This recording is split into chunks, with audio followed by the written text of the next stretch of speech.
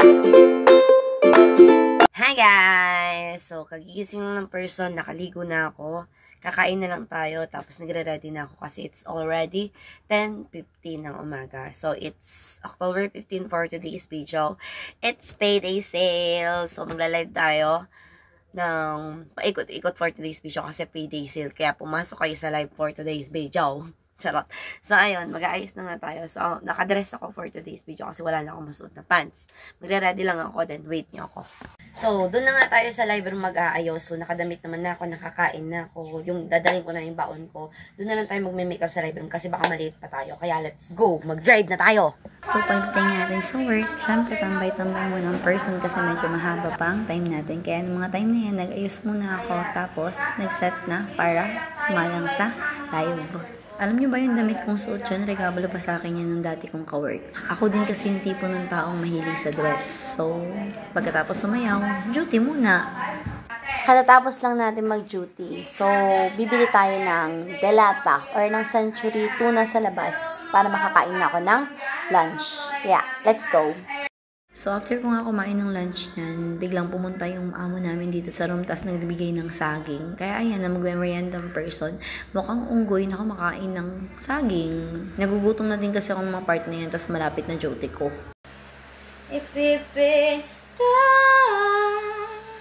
Hi guys! So, I just finished my duty. So, 4 hours akong nakatayo, 4 hours akong walang ihi. Pagod na yung lalamunan ko. Malapit na talaga ako maging chipmunk. Okay, so wait lang, ililista lang natin yung revenue yung nabenta ko para makauwi na rin tayo. So wait niyo ako dyan. Ipipinta, heaven felt so divine when I look in your eyes, see my future. Baby, loving you save me. Oh, I'm so sad to hear my voice na ganyan na talaga siya. Wala na. 6K. I recall when you said that you would never leave me. You told me more, so much more, that when the time you whispered in my ears, there was heaven in my heart. I remember when you said that you'd be here forever. Then you left without even saying that you're leaving. I was hurt, and it really won't be easy to forget yesterday. And afraid you would stay, but then you're gone, and oh, so far away. Wala na. I was afraid this time. Wala na. I was afraid this time would come. I wasn't prepared to face this kind of hurting from within. I have learned to live my life beside you. Ayun, finally, tapos na tayo sa duty. After kong ayusin to, makakauwi na rin tayo. Finally, kasi inaantok na ako. Sakit na nahita ako. Sakit na nalamunan ko. Kung hindi kasi ako tanga-tanga, di sana hindi ako natatrabaho ngayon. Ano? Ligpitan ko lang to. Then, let's go na tayo umuwi.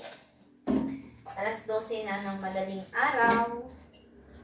Kailangan ko ulit matulog. Di ko na nga masyado nakakausap yung baby ko eh.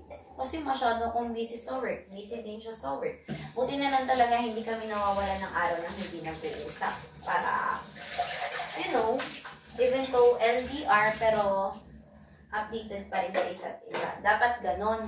Hindi yung, porque busy ka, wala ka ng time, gumawa ka ng time. Buti na lang talaga yun. Pag kumari, bago siya pumasok ng work, tumatawag siya. Maaga. Kaya nagigising din ako na maaga. Pero, nakakall lang kami, pero ako natutulog siya. Papunta na ng work. Ganon lang. Basta nagko-call kami. Bawal hindi. At nagkwento na ako. So, ayusin lang natin to tapos uuwi na tayo. Inaantok na talaga ako, B. Sana hindi ako antokin sa daan. Papatugtog na lang ako sa daan para hindi tayo antokin. Since dala ko naman yung headphones ng my loves ko. Pagalitan ako nung pag nalaman niya nag-drive ako habang naka-headphones. Kaya, shh. Well, let's go na. Andito na yung vitamins ko, yung baunan ko. Itong hairband ko ay supot natin pakali pa rin. Siyempre, magja-jacket tayo kasi maginaw. Nagagalit na naman yung papa ko eh. Sabi niya, pwede naman daw ako maghanap ng ibang work. Bakit daw? Live selling na naman. Lagi na lang daw akong puyat. So, sabi ko naman, wala naman akong choice sa sobrang tagal ko naghahanap ng trabaho. Ang dami ko na-apply, naubos na lahat ng budget ko. Wala talaga nangyari. Kaya, siguro, it's God's ways. It's God's ways nga. Hindi ko alam kung makakapasok ko bukas. Wala na akong gaste. Stress. Naisip ko tuloy yun bigla. Tara na nga. Update ko kayo pag nasa bahay na ako. Bye-bye!